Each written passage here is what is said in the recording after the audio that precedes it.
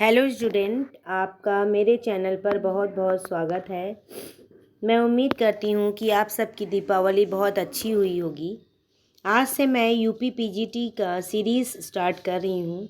आप लोगों के लिए जो पहला चैप्टर है वो समाजशास्त्र का उद्भव और विकास। यूरोप में कैसे समाजशास्त्र का विकास हुआ ये आपको जानना है। यानी समाजशास्त्र का कैसे उद्भव हुआ, कैसे विकास हुआ, इसके बारे में आज आप इस वीडियो में पढ़ेंगे। आइए हम अपने चैप्टर पर चलते हैं। ये हेडिंग है आपका समाजशास्त्र का उद्भव और विकास। फ्रांस की क्रांति और औद्योगिक क्रांति। आप जानते हैं कि समाजशास्त्र का इतिहास 150 वर्ष से अधिक पुराना नहीं है। इसके अंतर्गत समाज का वैज्ञानिक अध्ययन किया जाता है। इसमें समाज पर सामाजिक संबंध, परिवार, विवाह, संपत्ति, सामाजिक संस्थाओं आदि पर धर्म का स्पष्ट प्रभाव देखने को मिलता है। आप जानते होंगे कि समाजशास्त्र सबसे पहले विदेशों में पनपा है। यूरोप में इसका जन्म हुआ और अमेरिका में इसका पालन पोषण हुआ है। इसके बाद वो दुनिया के अन्य देशों तक फैलता रहा, जैसे भारत, चीन, अरब, ग्रीस, रोम आदि देशों में विभिन्न पक्षों पर दार्शनिक दृष्टिकोण से चिंतन प्रारंभ हुआ है। इस समय पर जैसे भारत में मनु, कौटिल्य, कन्फ्यूशियस विदेशों में थे, प्लेटो यूरोप में थे, अरस्तु प्रसिद्ध सामाजिक दार्शनिक रह चुके हैं। उनसे ये समाज बहुत प्रभावित हुआ था। 18वीं शताब्दी के अंतिम वर्षों और 19वीं शताब्दी के प्रारंभिक वर्षों में इतिहास दर्शन की अध्ययन विधियों का मिला जुला रूप देखने को मिलता है। इसका विश्लेषण पद्धति के विकास में जर्मन दार्शनिक हीगल का विशेष योगदान है। यानी इसमें हीगल बहुत महत्वपूर्ण योगदान रखने वाले हैं। फ्रांस की क्रांति अब देखते हैं। इसमें दूसरा जो है आपका, सबसे पहले फ्रांस की क्रांति और औद्योगिक क्रांति समाजशास्त्र के उद्भव के लिए वेरी इंपॉर्टेंट है। आज इसमें देखते हैं फ्रांस की क्रांति। फ्रांस की क्रांति जो 1789 ईस्वी में फ्रांस के राज्य क्रांति विश्व इतिहास की सर्वाधिक महत्वपूर्ण क्रांति की घटना रही है। फ्रांस की क्रांति राज्य के संबंध में एक नवीन धारणा को जन्म दिया है। समाज के विषय में एक नए सिद्धांत प्रतिपादित किए हैं। जीवन का नया दृष्टिकोण सामने आया है। अगला पॉइंट है कि नवीन आशा का संचार भी हुआ है। 1789 में इंग्लैंड के प्रथम श्रेणी का वाणिज्यिक, व्यापारिक और औपनिवेशिक साम्राज्य था। इस समय का राजा जॉर्ज तृतीय था। लुईस 15वां जो 1774 में अपनी मृत्यु से पूर्व उसने कहा था कि मेरे मरने के बाद प्रलय होगी, ऐसा लुईस 14वां ने कहा था। उसके बाद आइए हम देखते हैं लुईस 15वां की मृत्यु के बाद 15 वर्षों बाद 1789 में फ्रांस में क्रांति हुई, जिसने बूर्बो वंश की सत्ता समाप्त कर दी। फ्रांस की क्रांति के समय लुईस 16वां शासक बना। वह संचालन हेतु पूर्णतः अनुपयुक्त था। उसकी अदूरदर्शिता और क्रांति का पथ प्रदर्शन कर दिया। यानी वो राजा बनने योग्य नहीं था, फिर भी उसको राजा बनाया गया। उस समय बूर्बो वंश का शासन चल रहा था। और आप जानते हैं कि प्राचीन काल में शासन सत्ता के आधार पर नहीं होती थी, बल्कि सत्ता के आधार पर परंपरागत तरीके से वंश के आधार पर राजा वगैरह सब बनते थे। वंश के आधार पर, जैसे मान लीजिए राजा का बेटा ही राजा बनेगा, वंश के आधार पर होता था, परंपरा के आधार पर होता था। तो इस तरह से मतलब राजा बनते थे। अब राजा बनने योग्य है कि नहीं ये कोई नहीं देखता था, उसे राजा बना दिया जाता था। इस समय तो प्रजातंत्र है लगभग सभी देशों में, कुछ देशों को छोड़कर। तो इस तरह से वो प्रजा के आधार पर, प्रजा के वोट के आधार पर, प्रजा की मत के आधार पर राजा बनाया जाता है, परंतु ऐसे पहले नहीं था।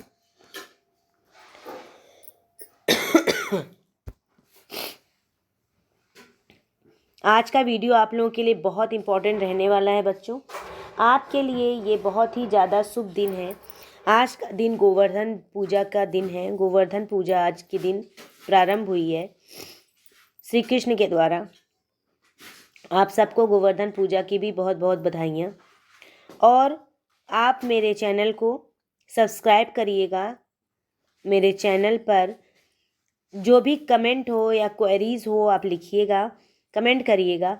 मेरी वीडियो अगर आपको अच्छी लगे तो अपने दोस्तों तक शेयर भी करिएगा।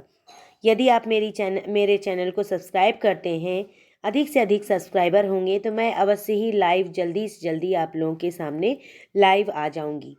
तो इसलिए आप लोग अपने मेरे चैनल को सब्सक्राइब ज़रूर करिएगा। आइए देखते हैं कि क्रांति का क्या कारण था। फ्रांस की क्रांति का निरंकुश राजतंत्र का अधःपतन भ्रष्ट आचरण के कारण।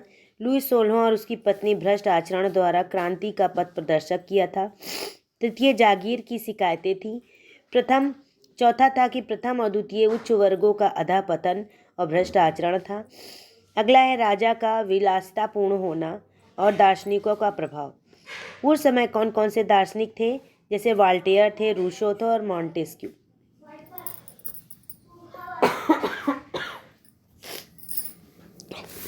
बच्चों, मेरी तबीयत बहुत ख़राब है, लेकिन फिर भी मैं आप लोगों के लिए ये वीडियो बना रही हूँ। आप लोगों के इम्पोर्टेंट सीरीज़ चलाने के लिए मैं ये वीडियो बना रही हूँ, जिससे कि आप लोगों का समय बर्बाद ना जाए। यूपी पीजीटी का भले ही एग्ज़ाम टल गया हो, परंतु फिर भी अभी भी बहुत से एग्ज़ाम हो रहे हैं, जैसे बिहार में, राजस्थान में, मध्य प्रदेश में। तो उन सब के लिए समाजशास्त्र का उद्भव और विकास जो आपका ये मेरा वीडियो है, आप लोगों के लिए बहुत ही ज़्यादा हेल्पफुल होगा। आप देखें, अगला है रूसो, जो उस समय के दार्शनिक रह चुके। रूसो जनता की प्रभुसत्ता, व्यक्ति के अधिकारों, सामाजिक समानता, बुद्धिवादिता आदि प्रतिपादित किया। उन्होंने सामाजिक संविदा का सिद्धांत भी दिया है। सामाजिक संविदा का सिद्धांत फ्रांसीसी जनता का बाइबिल बन गया। उस समय रूसो ने क्या कहा था कि मनुष्य जन्म से स्वतंत्र है, परंतु प्रत्येक स्थान पर बंधनों से जकड़ा हुआ है। रूसो का प्रभाव और परिणाम क्या हुआ कि स्वतंत्रता समानता का स्वरूप। अगला है राजनीतिक सत्ता कुलीन तंत्र से मध्यम वर्ग को हस्तांतरित हुई। अगला तीसरा पॉइंट है, जर्मन दार्शनिक काम्टे ने इसे विवेक की विजय कहा है। चौथा है संविधानवाद। पांचवा है वाणिज्यवाद की नीतियों का अंत। ये सारे पॉइंट रहे हैं। आपने देखा इसकी क्रांति, फ्रांस की क्रांति और उसके कारण। फिर आपने देखा कौन कौन से दार्शनिक रहे हैं उस समय, वाल्टेयर, रूसो और मॉन्टेस्क्यू। रूसो के अनुसार क्या क्या कहा गया, ये रूसो के वाक्य हैं। अब ध्यान से इसको याद रखिएगा, ये बहुत इंपॉर्टेंट है, जो अक्सर एग्जाम में पूछ ही लिया जाता है।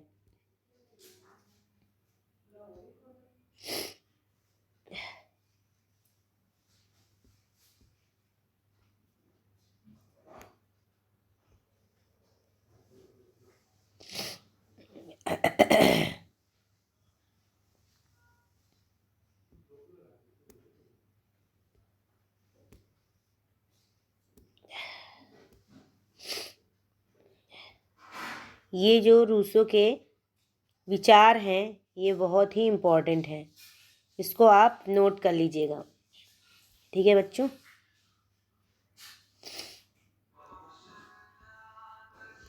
अगला देखें, अगली क्रांति है औद्योगिक क्रांति, जो वेरी इंपॉर्टेंट है। औद्योगिक क्रांति इंग्लैंड में हुई थी, जो 1760 में हुई थी। औद्योगिक क्रांति का अर्थ गृह उद्योग के स्थान पर यंत्र द्वारा कारखानों में संचालित किया गया। औद्योगिक क्रांति 1760 ईस्वी में हुई थी। कारण क्या था? इंग्लैंड में अर्धदास व्यवस्था और श्रेणी व्यवस्था समाप्त हो चुकी थी। दूसरा पॉइंट है, मजदूर खेतों का जगह कारखानों में काम करने लगे थे। नेपोलियन की नीतियों का व कार्यों ने इंग्लैंड की क्रांति का जन्म दिया। चौथा है, पूंजीपति और मजदूर वर्ग का जन्म। अगला देखिए, समाजशास्त्र का उद्भव क्या हुआ है, क्यों हुआ है, ये जानना बहुत जरूरी है। आगे देखिए, सेंट साइमन ने व अगस्त काम्टे ने मिलकर सामाजिक जीवन का अध्ययन भी किया है। करने के लिए उन्होंने एक नए विज्ञान जैसे सामाजिक भौतिकी को जन्म दिया है। इन दोनों का कार्ल मार्क्स पर प्रभाव पड़ा है। सेंट साइमन ने सामाजिक जीव विज्ञान नाम देना चाहते थे, अगस्त काम्टे सामाजिक भौतिकी नाम देना चाहते थे। और आपको एक बात आपको और बताना चाहूँगी कि जे.एस. मिल ने कहा कि समाजशास्त्र इथोलॉजी J.S. मिल ने कहा समाजशास्त्र के स्थान पर इथियोलॉजी।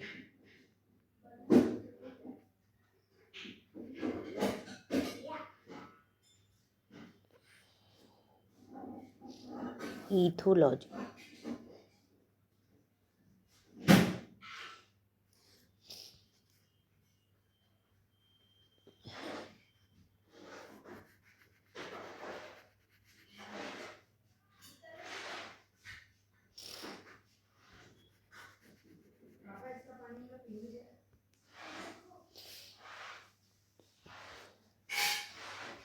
आइए मैं दिखाती हूँ आपको। J.S. मिल ने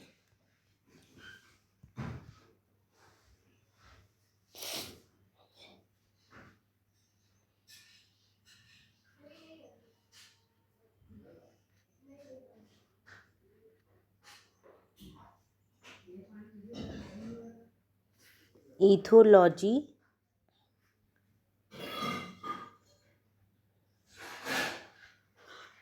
कहा। ठीक है, अब आइए देखते हैं। वॉटोमोर ने चिंतन की दृष्टि से समाजशास्त्र का प्रागैतिहासिक काल मानते हैं। 18वीं शताब्दी में इमैनुअल जोसेफ सीएस ने समाजशास्त्र शब्द दिया है। सन 1938 में काम्टे ने प्रस्तावित विज्ञान को सोशियोलॉजी नाम दिया है। यह लैटिन के सोशियस तथा ग्रीक के लोगस शब्द से मिलकर बना है। 19वीं शताब्दी में समाजशास्त्र के विकास में Comte, Karl Marx, Herbert Spencer का योगदान महत्वपूर्ण रहा है। काम्टे ने वैज्ञानिक दर्शन का सिद्धांत प्रतिपादित किया। मार्क्स ने वैज्ञानिक समाजवाद का सिद्धांत प्रतिपादित किया। सामाजिक भौतिक विज्ञान और समाजशास्त्र, यानी समाजशास्त्र कैसे बना है आप देखें। समाजशास्त्र बना है, ये समाजशास्त्र का निर्माण कैसे हुआ है। सबसे पहले सामाजिक भौतिक शास्त्र, उसके बाद में प्राणी शास्त्र, इन दोनों के संयोग से ही समाजशास्त्र का निर्माण हुआ है। ठीक है, अब देखते हैं कि अन्य समाजशास्त्रियों का क्या योगदान रहा है समाजशास्त्र के क्षेत्र में। काम्टे, स्पेंसर, मार्क्स ने सामाजिक विकासवाद पर प्रकाश डाला है। कार्ल मार्क्स आदिम साम्यवाद से स्तर से लेकर के साम्यवाद तक की सामाजिक स्थिति का विश्लेषण किया। इतिहास की भौतिक व्याख्या के सिद्धांत के आधार पर किया है। स्पेंसर ने प्राणी जगत के समान ही समाज का भी विकास हुआ है, ऐसा उन्होंने माना है। अब देखें 1849 में जॉन स्टुअर्ट मिल ने इंग्लैंड में समाजशास्त्र शब्द को से परिचित कराया। एडवर्ड ने, यद्यपि काम्टे ने फ्रांस में समाजशास्त्र की नींव डाली, लेकिन इसे वैश्विक विज्ञान बनाने के विचारधारा जनक दुर्खीम को ही माना जाता है, ऐसा एडवर्ड ने कहा है।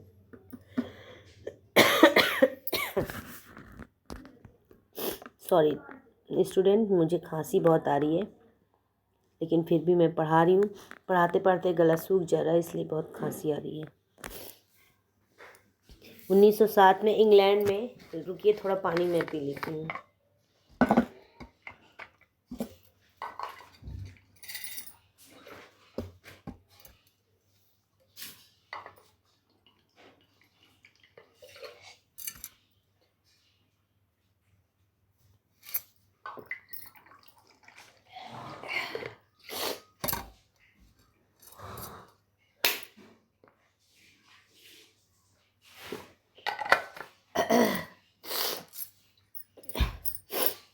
अब आइए देखते हैं। 1907 में इंग्लैंड में स्पेंसर, मिल, चार्ल्स वुड, हाबहाउस, वेस्टरमार्क, मैनहीम, गिन्सबर्ग आदि का योगदान रहा है। इंग्लैंड में इन लोगों ने दिया। फ्रांस में 1889 में दुर्खीम, टार्डे, लिपले, इन लोगों का योगदान रहा है। जर्मनी में 19वीं शताब्दी के अंतिम वर्षों और 20वीं में समाजशास्त्र के विकास में Tönnies, von Wiese, Max Weber, Karl Marx, Vierkandt, George Simmel और विद्वानों का भी योगदान रहा है। यानी आप देखें कि जर्मनी में किसका योगदान रहा है। जर्मनी में इन लोगों का योगदान रहा है, इतने जो समाजशास्त्री हैं। ठीक है, और फ्रांस में दुर्खिम टाडे लिपले का रहा है, ये याद रखिएगा, कभी क्वेश्चन आ सकता है। और इंग्लैंड में इतने लोगों ने समाजशास्त्र में योगदान दिया।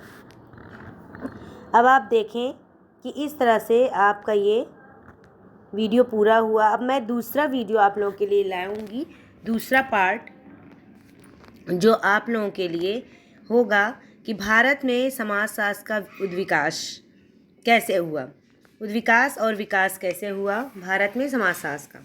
ठीक है, तो ये आपका UP-PGT की पहली सीरीज़ रही है, समाजशास्त्र का उद्विकास, उद्भव और उद्विकास। इस तरह से आपका ये पूरा हुआ। आप जानते हैं कि समाजशास्त्र में, और ये जब आप इस मेरी वीडियो को खूब अच्छे से लाइक और सब्सक्राइब करिएगा, शेयर करिएगा बच्चों, तो मैं आप लोगों के लिए इसी तरह से वीडियो डालती रहूँगी। और आप लोगों का जो UP-PGT के जितने भी सिलेबस का जितना भी टॉपिक है, मैं 100% आप लोगों का टॉपिक पूरा करवाने की कोशिश करूँगी और करवाऊँगी। आपका सहयोग चाहिए, आप लोगों का विश्वास प्यार चाहिए। यदि आप मेरे चैनल को सब्सक्राइब करते हैं तो आपको मेरी हर वीडियो का लिंक तुरंत ही पहुंच जाएगा। और आप ज़्यादा से ज़्यादा सब्सक्राइब करते हैं तो जल्दी से जल्दी मैं लाइव क्लास भी लेने लगूंगी। और आप लोगों के सहयोग से ही मैं वीडियो को और अच्छी क्वालिटी में बनाऊंगी और आप लोगों के लिए अच्छी अच्छी वीडियो डालूंगी। ये पहला वीडियो है मेरा UP-PGT सीरीज़ का। आप इस वीडियो को लाइक और सब्सक्राइब ज़रूर करिएगा। आपका मेरे चैनल पर आने के लिए बहुत बहुत धन्यवाद। Thank you so much.